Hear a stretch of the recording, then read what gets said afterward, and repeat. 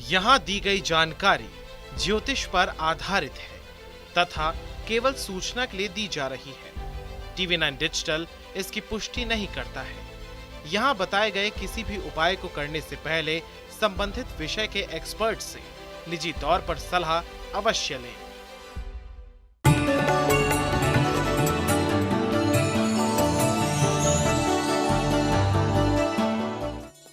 नमस्कार, astro science में आप सभी का स्वागत है। मैं हूं अंजलि और मेरे साथ हैं एस्ट्रो साइंटिस्ट गुरुदेव GD वशिष्ठ जी। सर, आपका बहुत बहुत स्वागत है। माता रानी खुशियां दे, सदा सुखी रखे प्रभु।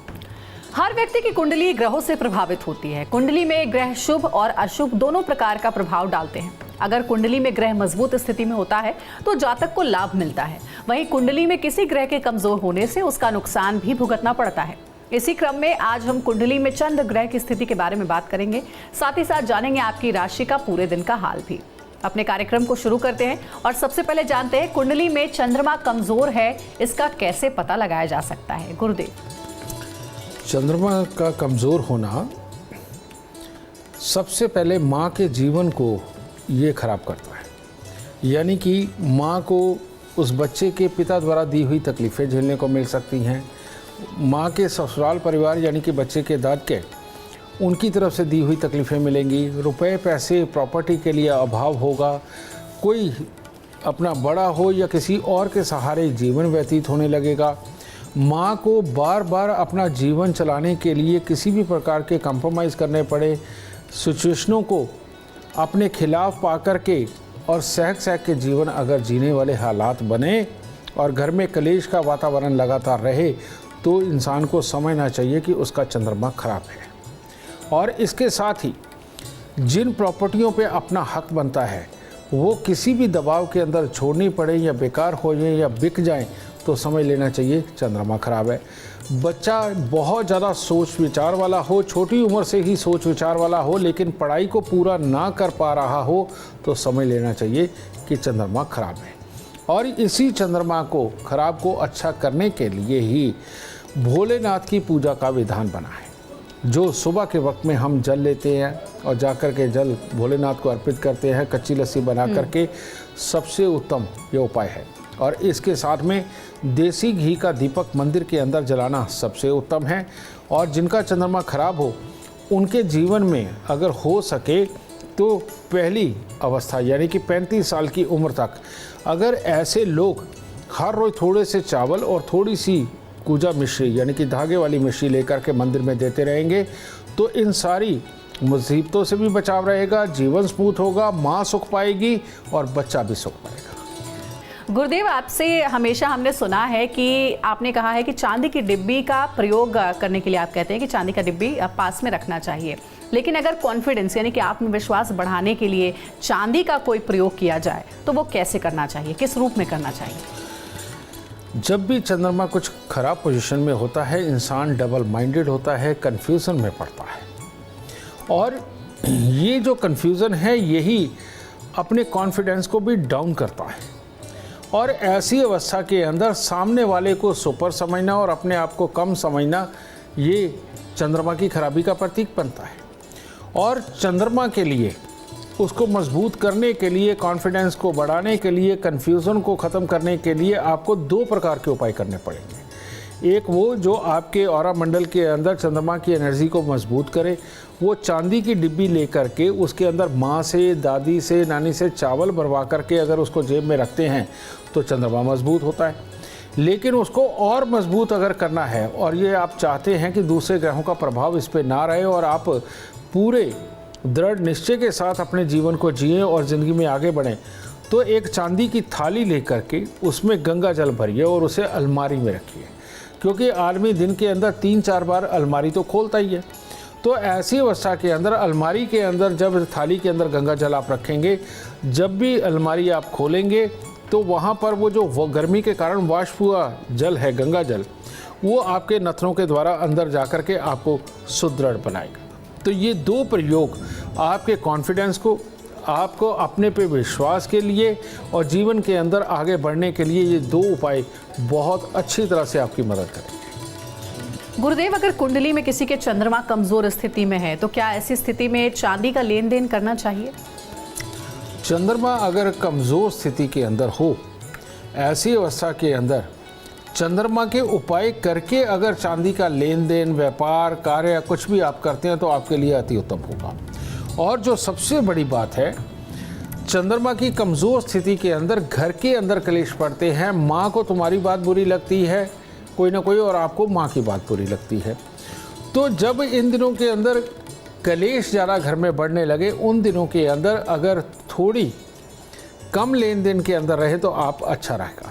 और लेकिन आपके अपने हाथ में है अपने कामकाज को भी बनाना, लेन देन करना, बेचना। तो ऐसी अवस्था में माँ अगर बुरा मान भी जाए, आपको कोई चार बातें सुना भी दे, अगर आप उसकी बात का बुरा माने बिना उसके पांव हाथ लगा करके काम पे फिर निकलते हैं, फिर आप किसी भी प्रकार के चांदी के लेन देन करके देखिए, आपको उसमें नुकसान नहीं होगा। हाँ, थोड़ी कमज़ोरी रह सकती है लेकिन नुकसान नहीं होगा। और वो जो मैंने एक उपाय बता रखा है कि माँ से चांदी की डिब्बी में चावल भरवा के जेब में रखना, ये आपको ज़्यादा अच्छी मजबूती प्रदान करेगा। तो देखिए, चांदी का उपयोग आप कैसे कर सकते हैं अपने चंद्रमा को मजबूत करने के लिए, ये गुरुदेव आपको बता रहे हैं। गुरुदेव, अगर चंद्रमा को मजबूत करना हो तो क्या किसी खास वस्तु का दान भी करना चाहिए? चंद्रमा को मजबूत करने के लिए सबसे उत्तम तो भोलेनाथ की पूजा है। और भोलेनाथ की पूजा के अंदर मिष्टान भोग साथ में लगाना, ये सबसे उत्तम है। और चंद्रमा को बहुत मजबूत करने के लिए आपके लिए बहुत ही उत्तम उपाय, आप देखते हैं कि आरती जब भी होती है मंदिर की, सुबह की भी शाम की, अगर उसके अंदर आप पतासे या मिश्री ये लगातार ले जा कर के और कई महीनों तक अगर सुबह शाम की आरती के अंदर ये प्रसाद के रूप में पतासे और मिश्री चढ़ाते हैं और प्रणाम करके आशीर्वाद लेकर के आते हैं परमात्मा का, तो ये चंद्रमा की सबसे उत्तम वाली स्थिति को बनाता है, मन को शांत करता है, धैर्य रखता है, सोच विचार की ताकत देता है। और सोच विचार के साथ कैसे किसी काम को सफलतापूर्वक करके निकलना है, ये सारी चीज़ें दे करके प्रॉपर्टी और वाहन के सुख तक बनाने में आपकी मदद करता है। सुबह शाम आरती में जाना आपका अपने पे ही एहसान है, किसी और पर नहीं है। और अब अपने स्पेशल एलिमेंट की बात करते हैं, जानते हैं गुरुदेव से आज का वास्तु उपाय। गुरुदेव, ये बताइए कि क्या धारदार चीजें रखने की कोई खास दिशा होती है? धारदार दिशा यानी कि राहु, अब इसमें चाकू, छुरी, तलवार ये सारी चीज़ें हो जाती हैं, तो ये ऑलवेज दक्षिण की तरफ ही रखनी चाहिए। दक्षिण की साइड वहाँ पर रखा हुआ राहु यानी कि तीसरे घर का राहु, ये ऑलवेज शुभ होता है, नुकसान नहीं देता, मंगल की हद में होता है, मंगल की दिशा है, ऊर्जा मंगल की होती है। तो ऐसी अवस्था के अंदर आवेश में आकर के हथियार उठाना, चलाना, इनसे बचाव रहता है और वहाँ एक्सीडेंट के हालात भी नहीं बनते हैं। तो वास्तु के अनुसार दक्षिण दिशा हथियारों को रखने के लिए सर्वोत्तम मानी जाती है, अगर हो तो। ठीक है, अभी थोड़ी देर पहले गुरुदेव आपने बताया था कि अगर चंद्रमा को मजबूत करना हो तो भगवान शिव को आप प्रसन्न करिए, भगवान शिव की पूजा करिए। लेकिन भगवान शिव की पूजा किस हद तक लाभदायक होती है चंद्रमा को मजबूत करने के लिए? भगवान शिव वो हैं जो पूरा परिवार चलाते हैं। भगवान शिव अपनी पत्नी पर भी स्नेह लुटाते हैं और अपने बच्चों को भी उतना ही प्यार करते हैं। और आप देखिए भगवान शिव के यहाँ एक कितनी बड़ी विडंबना है, और वो विडंबना क्या है, वहीं पर माँ दुर्गा का शेर और वहीं पर बैल, इन दोनों की दोस्ती कभी नहीं होती, लेकिन परिवार के अंदर ये रखे जाते हैं। वहीं पर सांप और वहीं पर कार्तिक जी का मोर, तो इनकी भी दोस्ती नहीं होती, लेकिन दोनों साथ रहते हैं। और वहीं पर मूषक राज भी होते हैं। तो आप देख के देखिए कि इसका मतलब क्या है। मतलब ये कि अगर सारी अच्छी और बुराइयों को इकट्ठा रखना है, परिवार को सही चलाना है, सबकी सह करके चलना है और दुश्मनों को भी एक करके चलना है, परिवार के अंदर ही आपस में जो विवाद होते हैं, इसके लिए चंद्र की उपासना यानी कि भोलेनाथ की उपासना। आप भोलेनाथ का स्वरूप देखिए क्या है। उन्होंने मस्तक पर अपने चंद्रमा धारण किया हुआ है, वहाँ से गंगा बह रही है, कंठ पर विष रखा हुआ है, गले में सांप लपेटे हुए हैं, और अगर पहनावे की बात करें तो एक जानवर की खाल पहनी हुई है, तो आराम से बैठे हुए। रियलिटी में ये बताया गया है कि जितना ज़्यादा धैर्य रखेंगे और थोड़ा थोड़ा करके समय पार होने देंगे। किसी भी चीज़ की जल्दबाजी अगर नहीं करेंगे तो परिवार बहुत अच्छा चलेगा।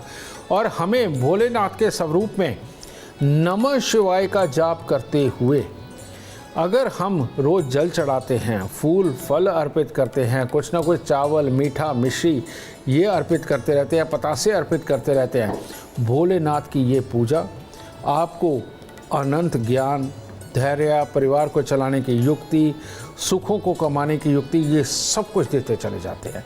और आपको धीरे धीरे करके जवानी से उस अवस्था की तरफ, प्रौढ़ अवस्था की तरफ लेकर के जाता है, बुढ़ापे की तरफ लेके जाता है, ताकि वही परिवार जो आपने पूरी ज़िंदगी जोड़ के रखा, अब वो आपके लिए सुख कमा करके लाएगा। अगर आप भी चाहते हैं कि बुढ़ापे में, रिटायरमेंट के बाद में आपके बच्चे आपको सुख दे, तो भोलेनाथ की पूजा यानी कि चंद्रमा को मजबूत बना करके रखना आपके लिए अति उत्तम गुणकारी रहेगा। गुरुदेव, जब भी हमने देखा है कि छोटे बच्चे जब उनका अन्नप्राशन किया जाता है तो चांदी के बर्तन में उन्हें खिलाया जाता है। सबसे पहला जो भोजन है उसी चांदी के बर्तन से चखाया जाता है। चांदी के बर्तन में बच्चों को खिलाना क्यों इतना महत्वपूर्ण है? बेटा, अब तुमने पूछ ही लिया है तो इसका खुलासा करते हैं। चांदी के बर्तन बच्चे की शिशुअवस्था से लेकर के और इंसान की वृद्ध अवस्था तक करना बहुत बहुत गुणकारी है।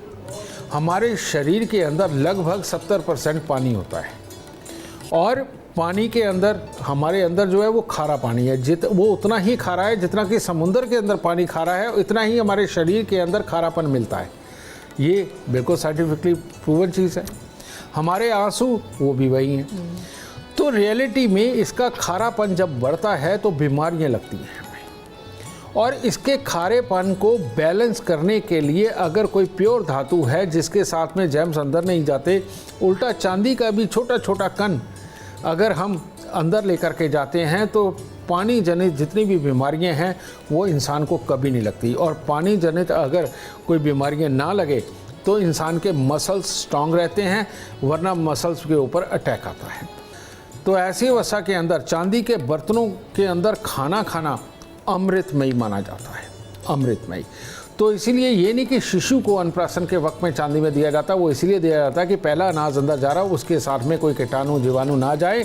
और अगर चांदी के कुछ कण भी चले जाते हैं तो वो पानी को और प्यूरिफाई करके बीमारियों से बचाने का काम करता है। और जिनके लगन में चंद्रमा होता है, बच्चा कोई भी हो, आदमी हो, बड़ा हो, बूढ़ा हो, उन लोगों को तो सारी उम्र चांदी के गिलास में पानी पीना चाहिए, चांदी की थाली में रख करके खाना खाना चाहिए, तब उनका जीवन अच्छा रहता है। वरना उनके मसल्स जल्दी टूट जाते हैं और बुढ़ापे में ढीलापन शरीर का उनको ज़्यादा सताने लगता है।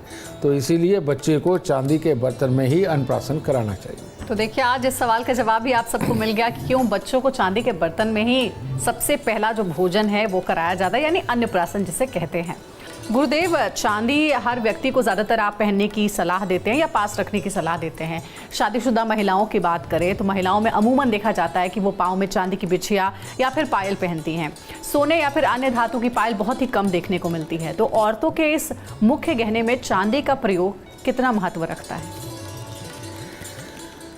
तुमने महिलाओं की बात करी है, इसका मतलब वंश आगे बढ़ाने की ताकत उन्हीं में है। अगर तुम चंद्रमा की बात कर रही हो तो धरती के ऊपर जब पहले ओस, बाद में बर्फ़, उसके बाद में जब वो पानी बना, पानी के साथ में काई बनी, उस काई के अंदर जब जीवन उत्पन्न होने लगा, यानी कि बुध बना, अंडे बने, शुक्र का मिश्रण आया, वहाँ से जीवन शुरू हुआ। और सबसे पहले आया क्या? मत्स्य अवतार। तो रियलिटी में औरतों के लिए चांदी अमृतमयी है। और जितनी उनके तन के ऊपर चांदी रहेगी, औरत को काम करते हुए थकावट नहीं होती। कारण ये पायल के भारी से भारी पायल पहन के रखना, यानी कि जितनी नॉर्मल होती हैं, ये एक्यूप्रेशर का काम करती हैं, जिसके चलते हुए जो हमारी एड़ी के ऊपर जिसे गिट्टा बोलते हैं, उसके ऊपर का जितना हिस्सा होता है ये मणिबंध पाँव की तरफ का होता है। यहाँ पर हमारी सारी नसें लगी हुई हैं, वो नसें जो लगातार खून बनाती रहती हैं और रेड सेल्स, वाइट सेल्स ये बनाती रहती हैं। तो इसीलिए जो औरत पायल धारण करके रहती है उसके वाइट सेल्स, रेड सेल्स हमेशा बने रहते हैं, उसके अंदर धैर्य बना रहता है। दूसरी बात, औरत को पूरा दिन पूरा परिवार भी संभालना होता है। आजकल तो वो काम भी संभालती हैं, बाद में परिवार भी संभालती हैं। कितनी बार उनको ऊपर नीचे होना पड़ता है, कहीं उचकना पड़ता है, कभी डिब्बा निकालना, कभी बच्चे को उठाना। ऐसे बहुत सारे काम हैं जो मर्द कम करते हैं, औरतें ज़्यादा करती हैं। तो ये कमर इनका हमेशा साथ दे, इनके शरीर के जोड़ इनका साथ दे और इनके स्वास्थ्य में कभी भी दिक्कत ना आए, दर्द ना बने, इसके लिए औरत को चांदी के बिछुए पहनने बहुत ज़रूरी है। मैं अभी साबित कर देता हूँ। जिनकी भी कमर पाँव के अंदर दर्द होता है, वो जो हाथ की ये मिडिल फिंगर है, इसके बिल्कुल जड़ में जा कर के इस तरह से आप इसको घुमा के देखिए, दबा के, इसके अंदर बहुत दर्द मिलेगा आपको। और उसके बाद ये रिंग फिंगर होती है, इसकी जड़ में जा कर के इसको घुमा के देखिए, बहुत दर्द होगा, समझे। यानी कि कहने का मतलब ये मिडिल फिंगर और ये रिंग फिंगर, इन दोनों के जोड़ जो है ये शनि से संबंध रखते हैं। तो ऐसी अवस्था के अंदर औरतें अगर बड़ी उंगली और उसके साथ की उंगली के अंदर बिछुए पहन के रखती है, तो ये जो मसाज करने पे ये ठीक हो रहा है, वो मसाज चांदी करती है उनका। क्योंकि बार बार आप देखो वो खुल जाएंगे, फिर टाइट करना पड़ेगा, खुल जाएंगे, फिर टाइट करना पड़ेगा। वहाँ एक प्रेशर मेंटेन करके रखते हैं, जिसके कारण औरतों को कभी भी कमर पाँव के दर्द नहीं होते हैं। और जो अंगूठे में बिछुआ डालते हैं, अंगूठे में बिछुआ डालने का ये विधान है कि ऐसे में जितनी भी सुस्ती, एलर्जी और चिड़चिड़ापन, ये अंगूठे के अंदर ये एक्यूप्रेशर यानी कि ये बिछुआ बना करके डालना, ये औरत के स्वभाव को खिला हुआ हंसमुख बना देता है। और जो औरत हंसते हंसते परिवार चलाती है बेटा, वो तो वैसे भी देवी की तरह पूजी जाती है। तो अगर आप चाहती हैं कि आप देवी की तरह हंसते हंसते पूरे परिवार को चलाएं, आपको देवी की तरह पूजा जाए, तो पाँव के अंगूठों में चांदी के बिछुए पहने। और अगर आप चाहती हैं कि पूरे परिवार का काम करके, बाहर का भी काम करके आप सदा तंदुरुस्त रहें, तो ऐसे में पाँव की उंगलियों के अंदर चांदी के बिछुए पहन के पायल ज़रूर धारण करें। और ये वाली जो दवाई, ये वाला जो उपाय आपको सदा सुखी, स्वस्थ, तंदुरुस्त और खुश रखेगा। तो देखिए, गुरुदेव ने आज के कार्यक्रम में आपको बताया कि अगर आप अपने चंद्रमा को मजबूत करना चाहते हैं तो चांदी उसके लिए सबसे उत्तम उपाय है। किन मायनों में कैसे उसको धारण किया जा सकता है, ये भी गुरुदेव ने पूरे कार्यक्रम के दौरान आपको बताया है।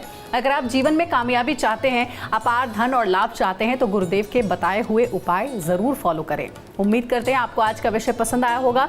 कल आपके सामने लेकर आएंगे एक और विषय जो आपकी कॉम्प्लिकेटेड लाइफ को बना देगा आसान और खुशियों से भरपूर। अगर आप हमारे गुरुदेव से मिलना चाहते हैं या पर्सनली उनसे बात करना चाहते हैं तो आप कांटेक्ट कर सकते हैं। कॉल करें 9999990522 पर। ज्यादा जानकारी के लिए आप एस्ट्रो साइंस ऐप डाउनलोड करना ना भूलें। फिलहाल समय हो गया आपसे इजाजत लेने का। आप बने रहे हमारे साथ और हमारे एस्ट्रो साइंटिस्ट गुरुदेव GD वशिष्ठ जी के साथ देखना ना भूलें। एस्ट्रो साइंस रोजाना सुबह 8 बजे। नमस्कार।